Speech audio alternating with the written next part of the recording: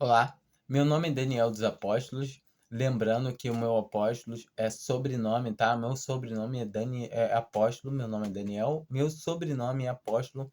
Meu apóstolo não tem nada a ver com o cargo da Bíblia ou da igreja, ou eclesiástico, que seja. Apóstolo hoje em dia, se alguém falar que é apóstolo de Cristo, que é apóstolo, não é mentira. Não existe mais esse posto de apóstolo. O último apóstolo foi Paulo e encerrou. Não, se alguém falar que eu sou apóstolo da igreja tal ou sou apóstolo de Cristo, se afasta, que é mentiroso, é lobo em pele de cordeiro, aquilo ali, sai fora, entendeu?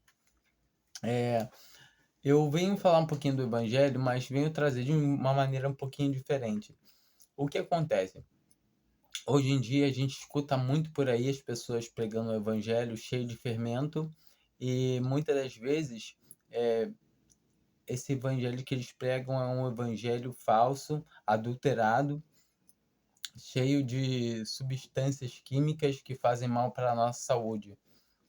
É o evangelho da prosperidade, o evangelho da onde você servindo a Deus, você passa a ter uma vantagem nessa terra muito grande.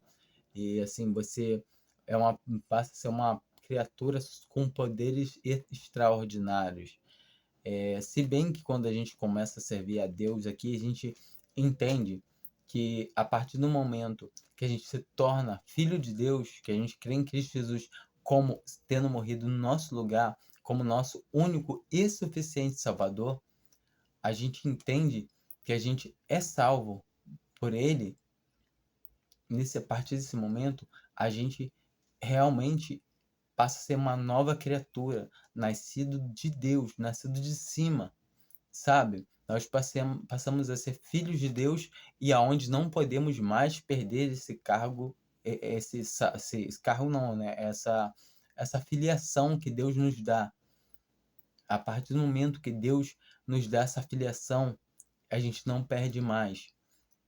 E é muito bom quando a gente entende isso, que a gente vai sim passar provações nessa terra, porque é permissão de Deus.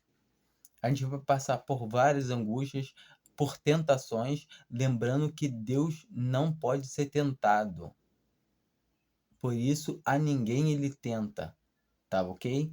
As tentações que sobrevêm sobre nós são atos que são permitidos por nós mesmos, são nossas concupiscências. Se nós almejamos alguma coisa material, ou cobiçamos alguma coisa, ou uma mulher que seja, ou bens materiais, de tanto poder cobiçar aquilo, a gente acaba dando fruto àquilo, e aí comete o pecado.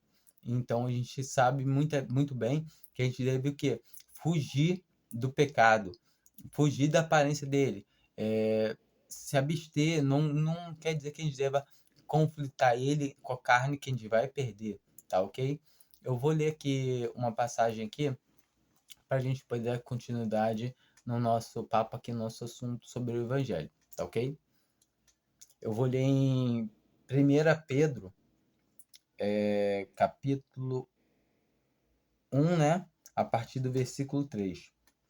Bendito seja o Deus e Pai do nosso Senhor Jesus Cristo, que, segundo a sua grande misericórdia, nos gerou de novo para uma viva esperança pela ressurreição de Jesus Cristo dentre os mortos, para uma herança incontaminável, incorruptível, que que não se pode murchar, guardada nos céus para vós, que, mediante a fé, estáis guardados na virtude de Deus, para a salvação, já prestes para se revelar no último tempo, e que vos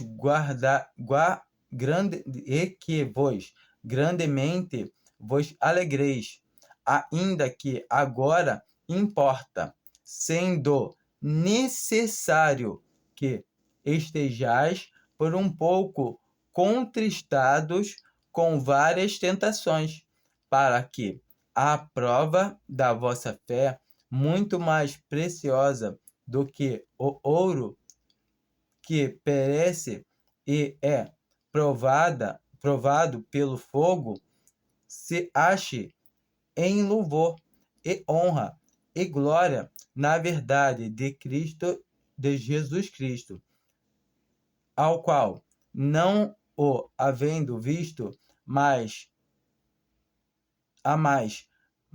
no qual, não o vendo agora, mas crendo, vos alegreis com gozo inefável e glorioso, alcançando o fim da vossa fé, a salvação das almas. Então, quando entendemos aqui que a nossa fé é provada, que o fim da nossa fé é a salvação, ou seja, uma vez que temos fé que o Filho de Deus morreu em nosso lugar, que a gente não morre mais porque já morreu alguém no nosso lugar. Quem morreu? Jesus Cristo, Filho de Deus, o que nos amou antes de tudo. E Deus começou a nos amar quando? Deus sempre nos amou, porque Deus é eterno. Então Deus sempre nos amou e Ele já vinha exercitando esse amor dele com nós na eternidade. Com quem? Com o Filho. Por isso que a gente consegue entender que Deus, na Trindade, é Pai, Filho e Espírito Santo. Ou seja, os três já exerciam o amor por nós ali.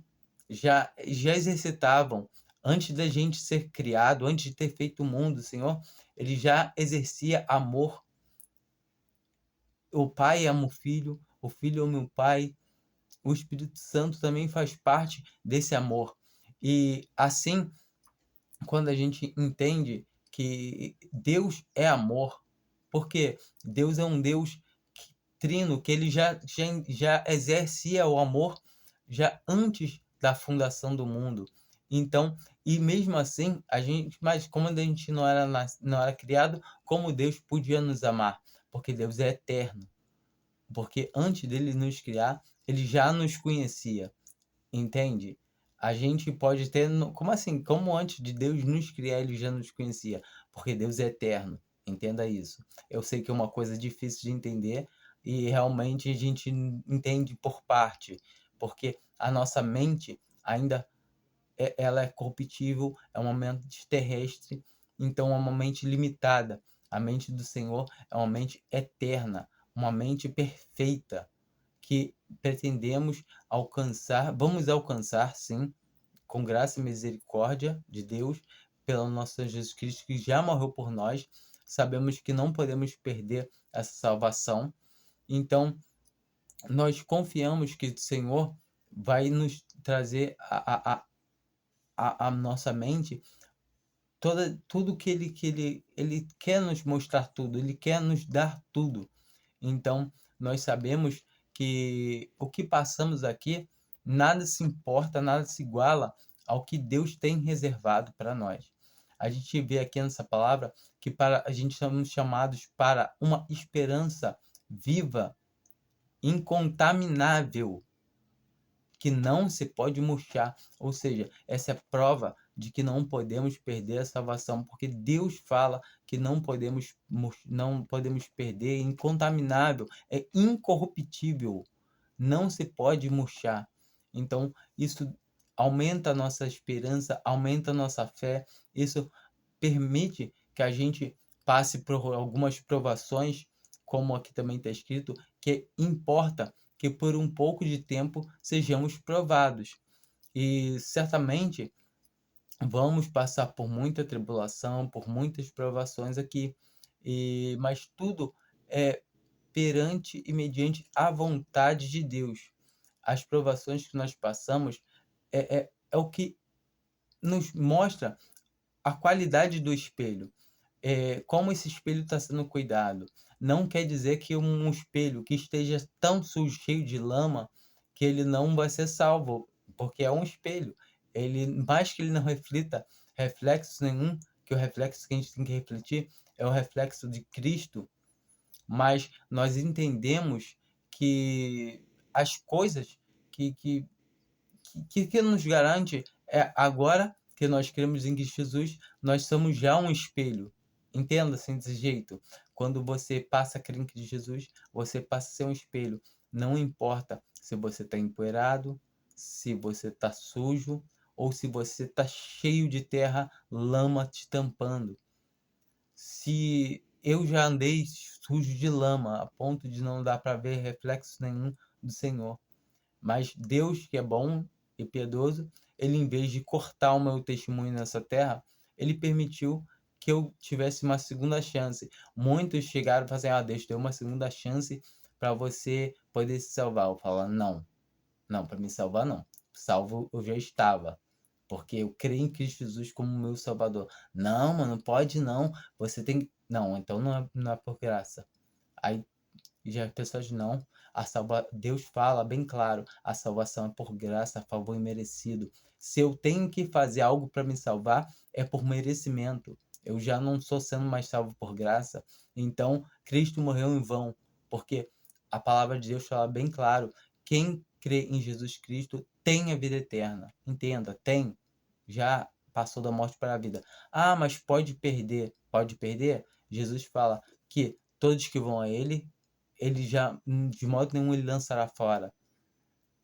Cristo Jesus pega e fala que ninguém pode arrebatar uma ovelha da mão dele e que ninguém pode arrebatar uma ovelha da mão do Pai. Ou seja, quer maior certeza que essa? Ou você está falando que Cristo Jesus é mentiroso? Quando a gente entende que a pessoa é salva não pelo que ela faz, mas pelo no quem ela deposita a sua fé. Quando você deposita a sua fé em Deus, sabendo que Deus entregou o Filho dele por nós, quando você deposita a sua fé no Filho de Deus, em Jesus Cristo, o que morreu por você, sabendo que aquele sangue que ele derramou por você pagou pelos seus pecados. Não há remissão de pecados sem sangue. Lembre sempre disso. Os seus pecados não podem ser cobertos sem sangue, não podem ser perdoados sem sangue. É o que diz a palavra de Deus. Tem que haver derramamento de sangue. Tem que morrer alguém no lugar. Entendeu? Alguém tem que morrer. Alguém tem que pagar o preço daquele pecado. O salário do pecado é a morte. E Jesus Cristo morreu em nosso lugar. Jesus Cristo, não tendo pecado, se fez pecado, para que todo aquele que nele crê tenha a vida eterna. E quando a gente entende que a gente tem a vida eterna, a gente se considera já filho de Deus, porque uma vez que cremos, o Espírito Santo de Deus é selado em nós, como diz a palavra de Deus também. Jesus Cristo afirma que o Espírito seria dado para ficar em nós para sempre. A partir em Atos 2 a gente consegue ver a descida do Espírito Santo, onde foi batizada a igreja, foi fundada a igreja em 2 de Atos. A gente entende que a partir daquele momento que a igreja foi criada ali, a gente foi batizado também ali. Não existe, batizado com o Espírito Santo. Não, somos selados. Você já foi batizado com o Espírito Santo? Você fala em língua? Observa, são coisas totalmente diferentes. E hoje em dia, a cristandade de hoje prega um evangelho totalmente torcido. E se a gente não se atentar para as coisas de Deus, muitas vezes a pessoa acha, eu não tenho Espírito Santo, eu não falo em língua, sabe? O falar em língua, primeiramente, é um dom que cessou. Não tem por que a gente estar falando em línguas. Muitas vezes as pessoas falam, não, mas é uma conversação com o Senhor, não existe isso. Isso é carnalidade. O apóstolo Paulo, ele fala nos evangelhos dele que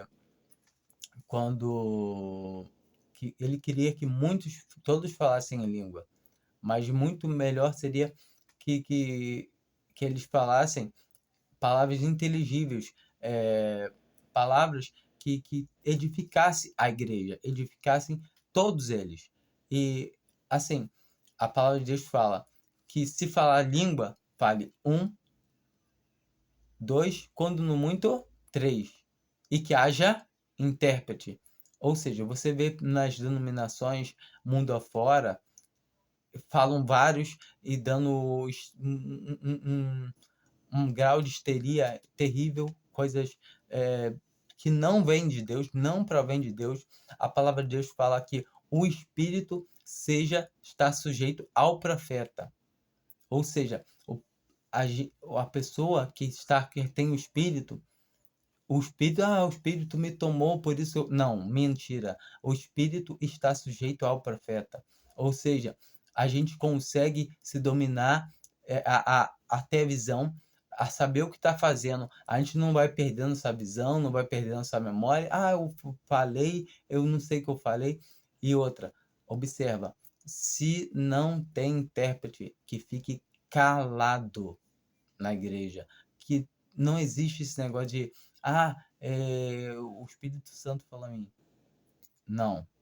E outra, a gente vê que os dons dom de língua é uma coisa feita para incrédulos, porque não é para cristão, para convencimento primeiro, judeu que pede sinal, os gregos pedem sabedoria. Então a gente consegue ver também que é uma coisa que não tem mais serventia nenhuma.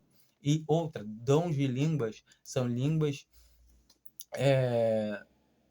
estrangeiras, assim como o inglês, o francês, o japonês, a língua japonesa, não sei como é, e a gente entende que nenhum anjo desceu à terra aqui. O anjo, quando desceu, veio falar com Moisés, com Abraão, aliás, ou com Moisés, eles desceram e falaram em língua de anjo. De nada aproveitaria para eles. Eles falaram com língua que a pessoa falava, com o idioma da época. Então, nós entendemos que as coisas de Deus são perfeitas. Deus fala, um culto, a gente deve apresentar um culto racional, inteligível, sabe? Em entendimento, pleno entendimento das coisas de Deus. Não achando que a gente agora é um super homem ou uma super mulher, porque servimos a Deus, estamos presos a esse corpo corruptível, estamos sujeitos às mesmas falhas que os demais, às mesmas falhas que os incrédulos. Nós estamos sujeitos a errar tão mais feio que os incrédulos. Por mais triste que seja falar isso, nós podemos cometer erros piores do que os incrédulos. Mas saibam, não perdemos a salvação. Aí geralmente se fala assim, por isso que ele fala isso, ele fala que ele não pode perder a salvação, ele pode pecar pior do que o incrédulo. Sim, mas entenda uma coisa, um verdadeiro cristão em Cristo Jesus, ele tem a mente do Senhor, ele tem o Espírito Santo que é dado, morando dentro dele para sempre. E esse Espírito Santo é o que vai trazer a mente dele das coisas que ele está fazendo que está errado.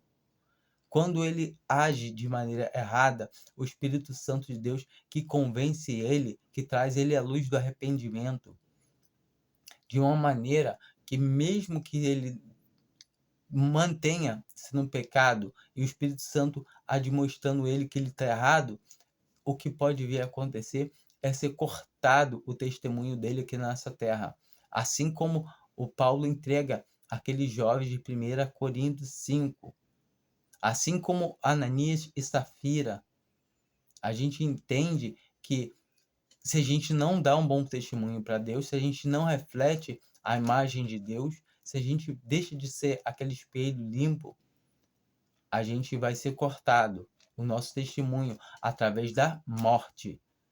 Mas, todavia, não perdemos a salvação. É impossível que um salvo por Cristo se perca. Quando a gente entende que Eu não sei quem vai ser salvo, quem é salvo. Se um irmão meu, um que diz ser irmão, anda de uma maneira que imprópria, anda ao seu bel prazer, como um incrédulo, eu vou admoestar ele uma, quando não, muito 3 vezes, eu vou largar ele de mão, entendeu? Eu vou largar ele de mão, porque ele está andando como um mundano. Se ele quer andar como mundano, eu vou largar ele como andando como um mundano. E se ele continuar professando o nome do Senhor como que cristão, eu com tal nem vou falar, porque assim a palavra de Deus ensina. Para quê? Para que esse irmão, se sentindo envergonhado, volte à presença do Senhor. Que assim também a palavra de Deus nos ensina. Não é para ter ódio daquele irmão, não é para falar agora ele não é mais meu irmão, mas que eu não devo saudar ele, que eu não devo me associar a ele, também isso a palavra de Deus ensina. Porque se eu faço parte de, do Senhor, sou nascido do Senhor, o que eu tenho parte com esse mundo? Nenhuma. E se eu faço parte com alguém que professa o nome do Senhor e anda tá ruim, desordenadamente, dá para entender, minha dicção tá muito ruim para do AVC. Então, a gente consegue entender que uma pessoa que anda desordenadamente, ela, ela, sabe, tá numa situação que eu não devo me associar a ela. Eu devo me afastar, orar por ela, mas tem pecados que o Senhor pede que não ore, que são pecados para morte.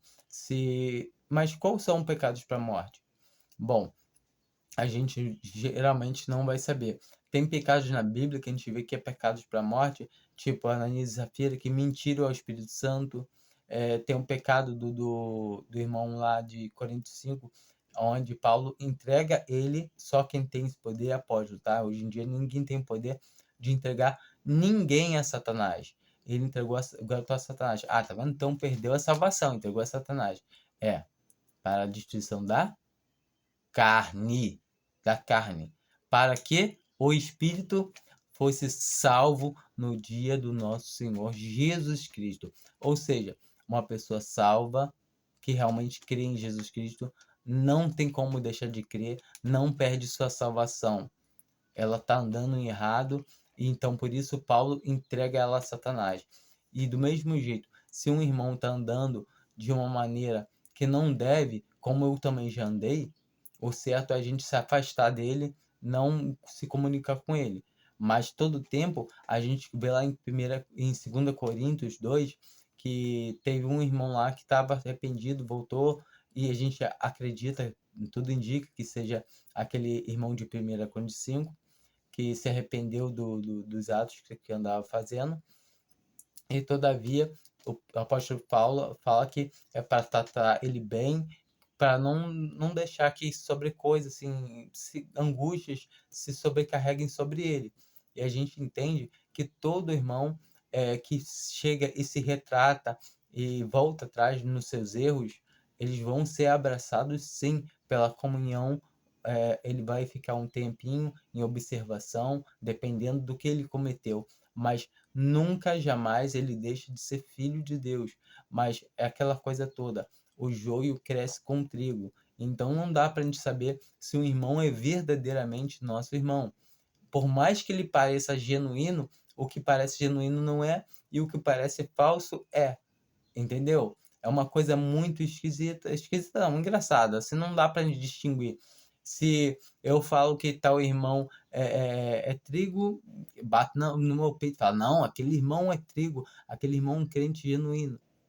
Como eu vou saber? Eu não conheço o coração dele.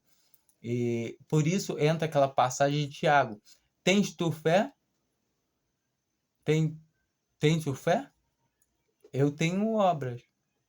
Me mostra a tua fé sem as tuas obras, que eu te mostro a minha fé pelas minhas obras. Ali é uma conversa horizontal, de homem para homem. E a gente consegue entender que é um homem perguntando para o homem: Ué, tu não é cristão? E como é que você anda assim? Cadê? Você está falando que tem fé somente? E realmente eu não devo crer que uma pessoa que diz ser salva por Cristo e anda de uma maneira toda desleixada nessa terra, eu não vou ter comunhão com essa pessoa.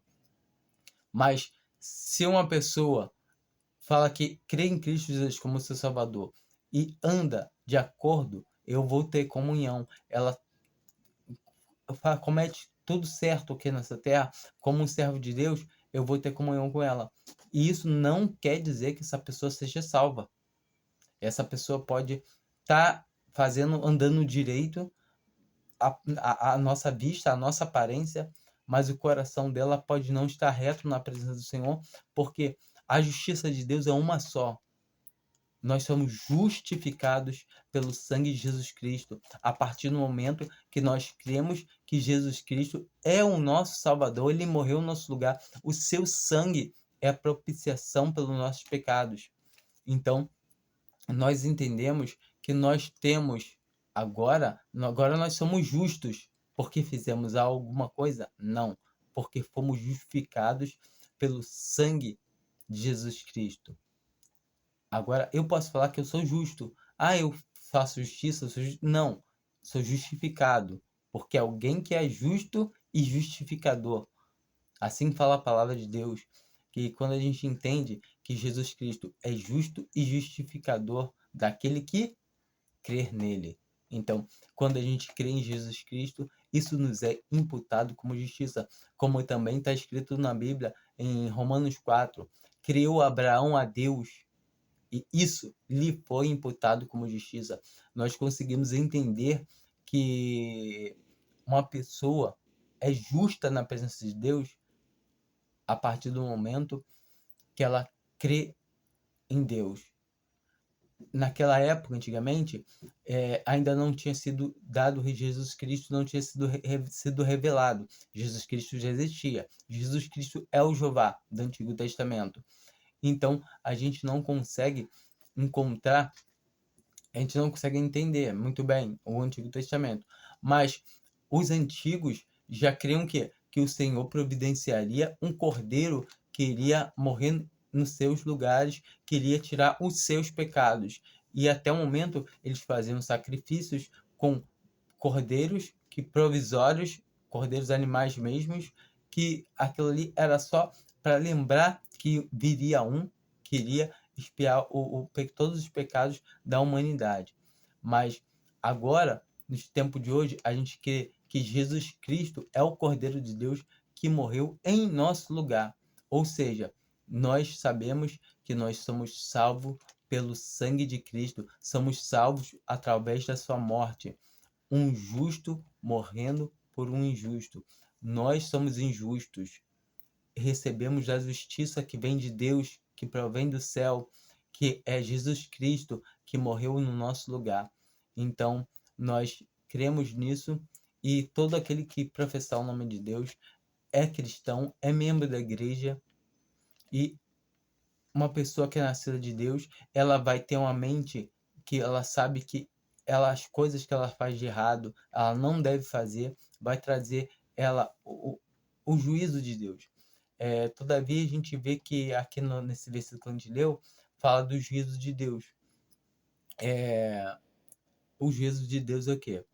É a morte, é o fogo, provado como ouro no fogo, provando a justiça de Deus.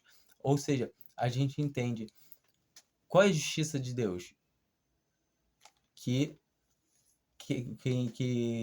quem é pecador, né, pecou, tem que morrer.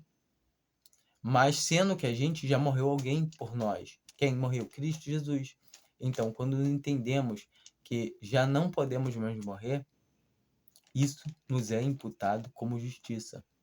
Então, uma pessoa que crê em Jesus Cristo, ela pode somente ser salva pela justiça. Por mais que ela tenha morrido em pecado, morrido andando de um jeito displicente, de uma maneira que não devia andar.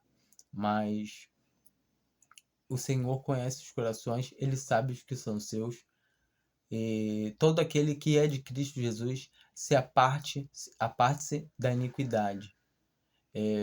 Eu digo, agora eu falo como homem, falo por mim mesmo, que muitas vezes a gente quer se apartar do mal, quer sair do pecado, mas quando a gente está com um certo grau de envolvimento no pecado, a gente não consegue sair por conta própria.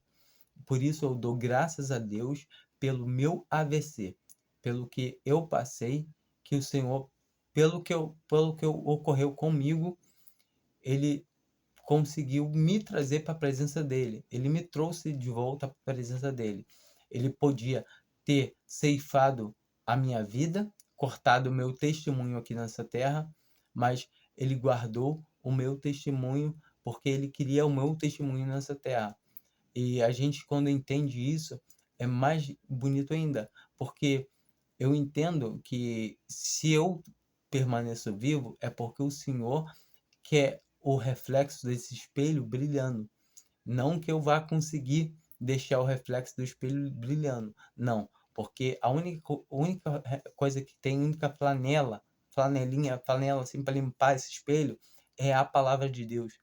Então, não há obra que eu faça que vá limpar o meu espelho.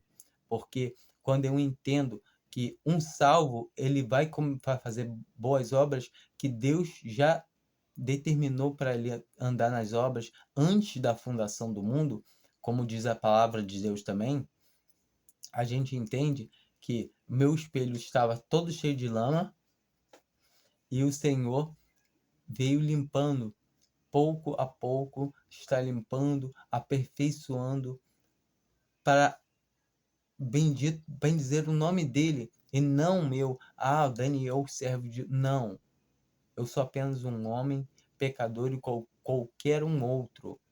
Entenda que todo salvo por Cristo é um pecador como qualquer um outro, mas salvo por graça, favor imerecido. Quando uma pessoa crê que Jesus Cristo morreu em seu lugar, ela recebe a salvação. Somente isso. Não tem diferença nenhuma do pecador. A diferença é que o pecador não quer crer.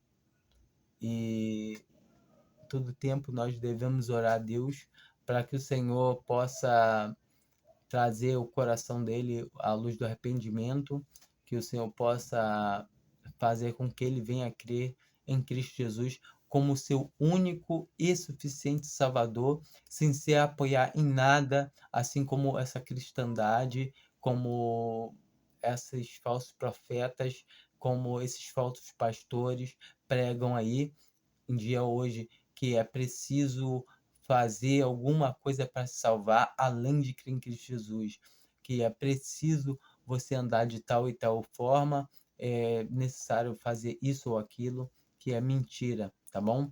Criem somente em Jesus Cristo. Graça é favor imerecido. A partir do momento que tu faz alguma coisa para se salvar ou para manter a salvação, você está dizendo que o favor que Deus fez não é suficiente para poder te salvar. Você está negando Cristo Jesus. Você está falando que Cristo morreu debalde. Cristo morreu em vão, à toa, que você conseguiria fazer alguma coisa para se salvar. E é mentira. Não tem como o homem se salvar se não for por graça, por misericórdia, porque o Deus que é bondoso e é misericordioso quer salvar ele. E agora só basta ele crer que ele não tem nada para fazer a não ser se reconhecer pecador e aceitar a salvação que vem de graça por graça, pela morte, pelo sangue do nosso Senhor Jesus Cristo. Tá bom? Fiquem com Deus. Espero que Deus traga à memória de vocês a entender a salvação, que Ele traga, faça resplandecer das trevas que habitam nos vossos corações a luz de Deus, que é Jesus Cristo. Amém.